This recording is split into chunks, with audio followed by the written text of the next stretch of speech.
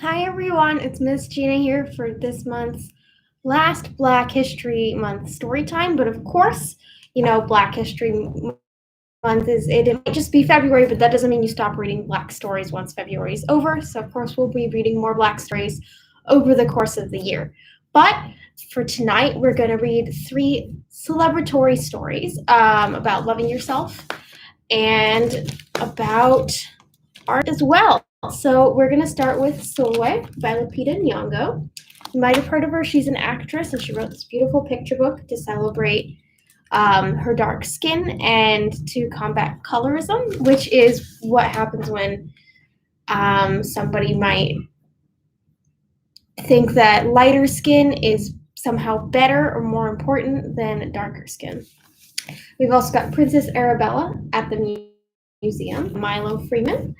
And we are going to finish off with I Am Every Good Thing by Derrick Barnes and illustrated and Gordon C. James. So let's get rolling with Sulwe. Actually, you can also see Lupita Nyong'o herself read this in a Netflix series called Bookmarks, and the video of it is up for free on YouTube as well. So all you have to do is look up Sulwe Read Aloud or Sulwe Lupita Nyong'o, and that's how you spell her name. Her name is also in the description below. Sulwe, and it's illustrated by Vashti Harrison. Sulwe was born the color of midnight.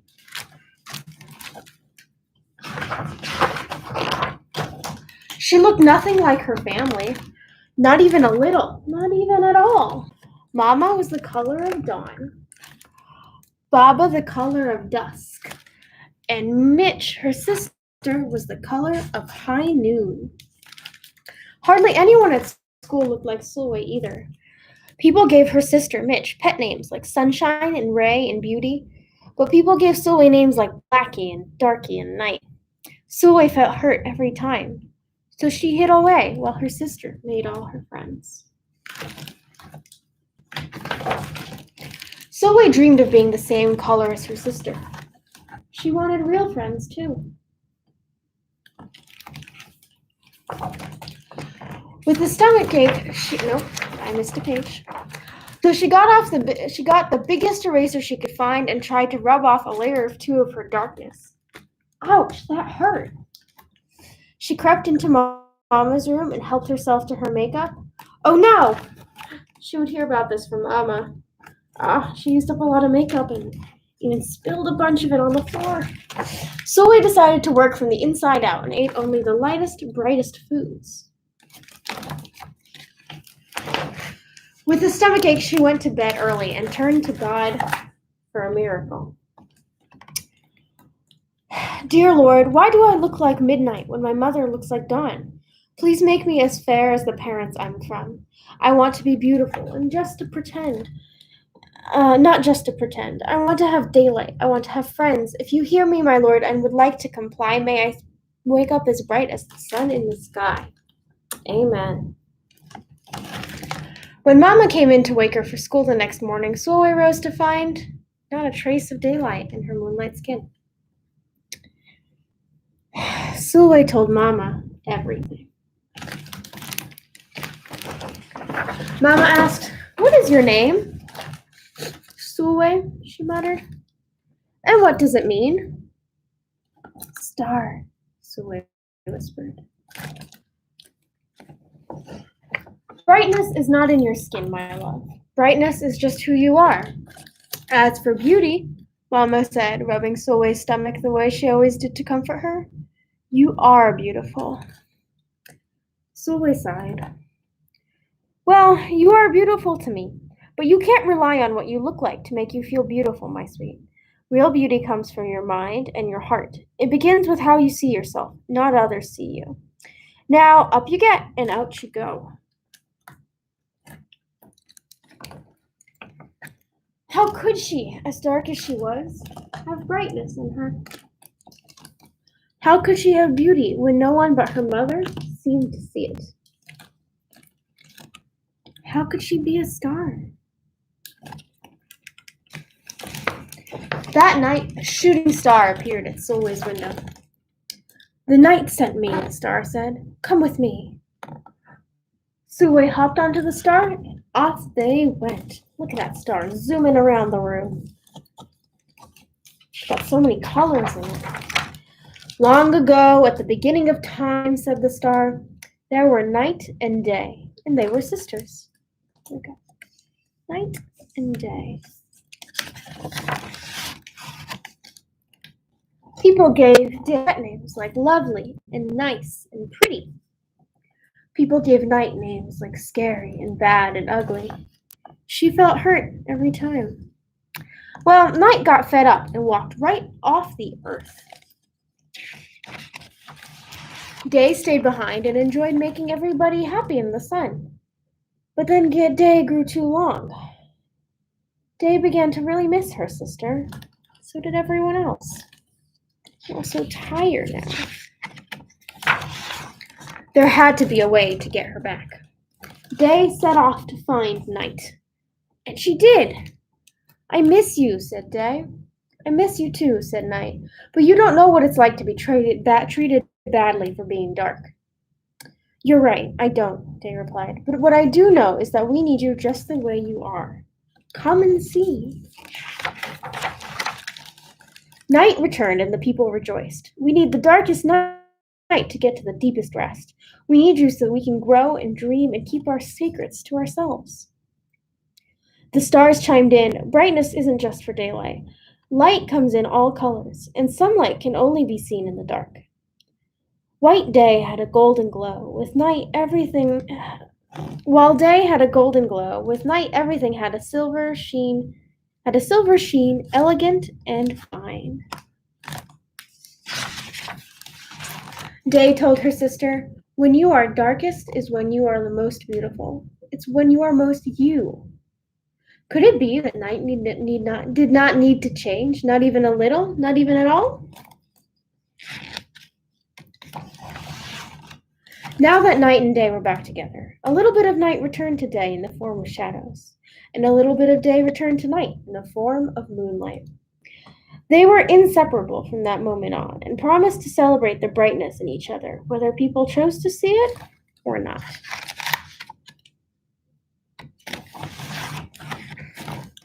You see, the star explained, we need them both on their sunniest day and their darkest night, and every shade in between.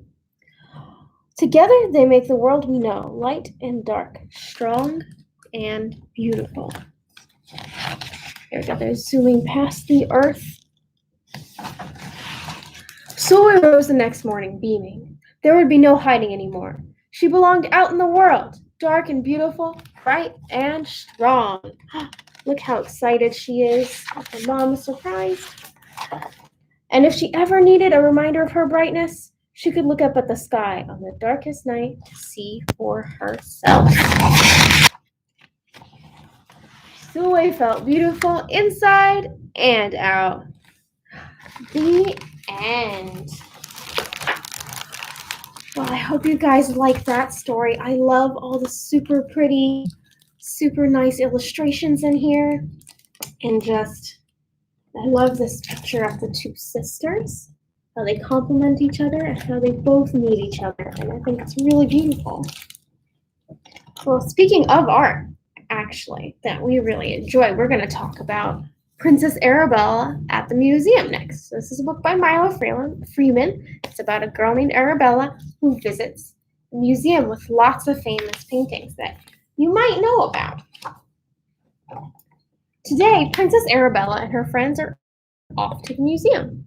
Not just any museum, but her very own Princess Arabella Museum. There she is. There's Princess Arabella and her friends. And what are we going to do here? Asked Prince Mamoon. Look at beautiful things, of course, Princess Arabella replies. My dad says that it's possible to disappear inside a painting, says Princess Ling. Is it possible to eat in museum? Princess Sophie wonders. Suddenly everyone hears a loud shriek. Look, it's a monster! Princess Jonas calls out. In the big hall, a giant spider appears. But it's not a real spider. Feel it, says Princess Arabella. The spider feels cold and hard. This sculpture is supposed to be a mother spider, Arabella explains. So that makes us her baby spiders, Prince Jonas giggles. Come and see, says Prince Amani. In this hall, there are giant pumpkins. Adinda, how many dots can you count? Princess Adinda closes her eyes, but she can still see the dots. In her mind, they are all sorts of different colors. For a moment, as it feels as if she is floating between the pumpkins. There she is. In the next hall, there are even more statues. Look, I'm a statue too, Prince Amani jokes. Me too, laughs Princess Arabella. Can you be a statue? How would you pose if you were a statue? I think I'd pose like that. Prince Jonas is standing so close to this painting, his nose almost touches it. Then he takes a step back and looks again. Your mom and dad look so real in this painting, he whispers. Princess Arabella feels so proud. Aren't they beautiful? Look at that. Why are there no flowers in these vases? Prince Milan asks. Every vase tells a story, says Princess Arabella. Which vase do you like best? I like the one with the elephants, of course. Which one do you guys like? We got this one, and this one in this picture. I think I like this one the most. Oh no! Those babies are far too big, Prince Mamoon calls out. How can anyone cuddle them? Babies are supposed to be small, says Princess Adinda. Look, just like my doll. But sometimes they're supposed to be big, Princess Arabella giggles. Just look at that painting.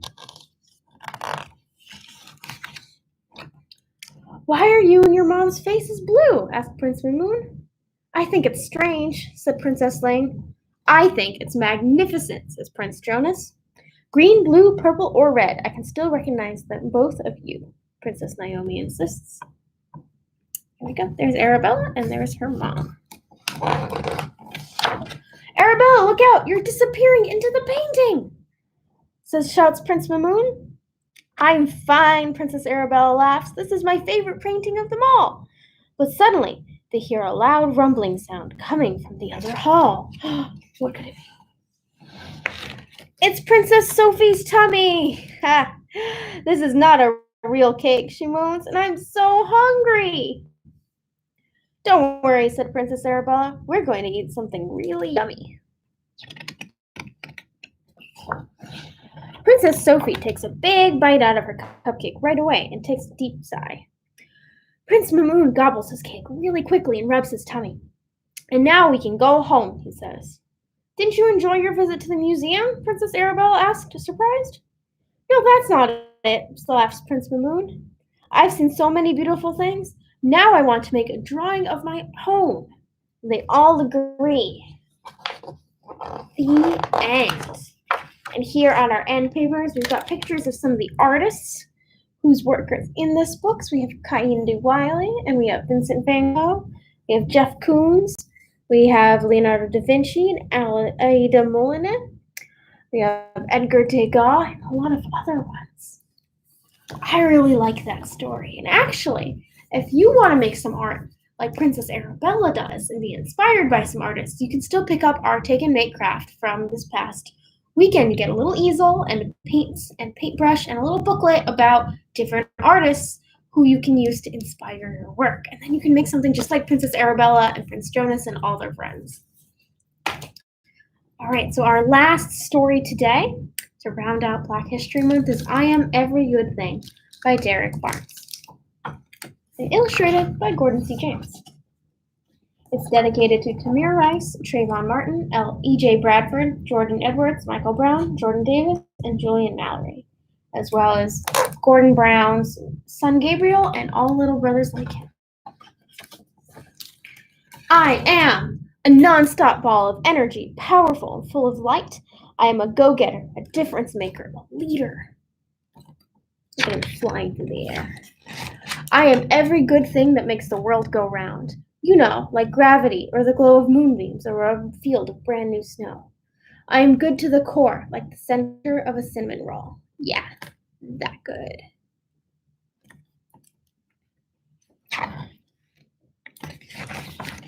I am skateboard tricks, scrape knees and elbows.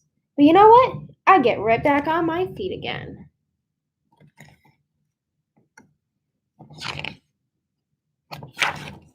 I am one eye open, one eye closed, peeking through a microscope, gazing through a telescope, checking out the spaces around me and plotting out those far-off places I have yet to go. But will. Look at that. And do you think he's thinking about Mars and how the Perseverance rover got to Mars this weekend? I think that could be something he's into. I am a gentleman and a scholar. I am kind and polite, like yes ma'am and yes sir, helping my grandmother cross the street and saying bless you when a stranger has to sneeze. There he is with his grandma. I am a cool breeze, a perfect paper airplane that glides for blocks, for miles, forever. I'm a roaring flame of creativity. I'm a lightning round of questions, a star-filled sky of solutions.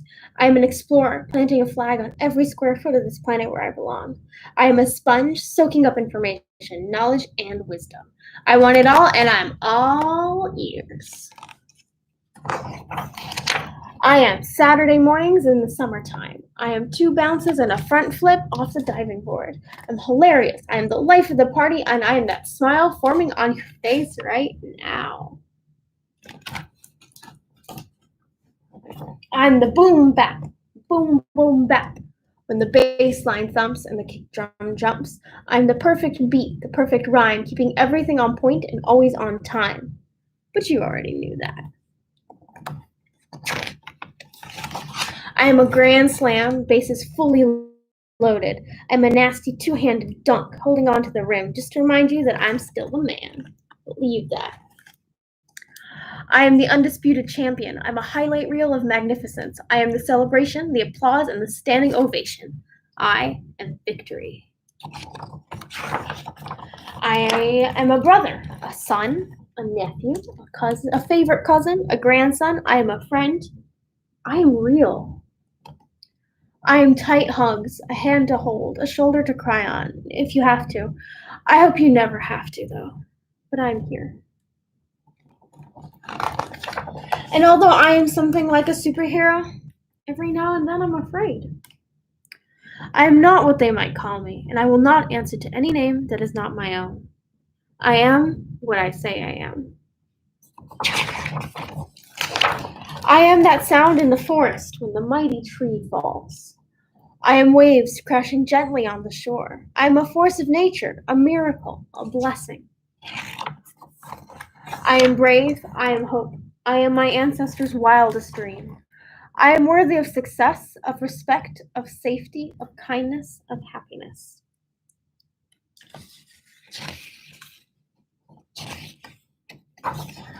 And without a shadow of a doubt, I am worthy to be loved. I am worthy to be loved. The end. That was a really beautiful story to end on, and I hope you guys liked it. I really like the wordplay that was in some of it, and of course the message of the story. So, as always, you can check this book out, or Princess Arabella, or Sulwe, out from the library whenever you're ready to read it yourself with your family, if you want to see them again, or you can just keep watching these videos, and I'm happy to hang out with you guys to read some more every week.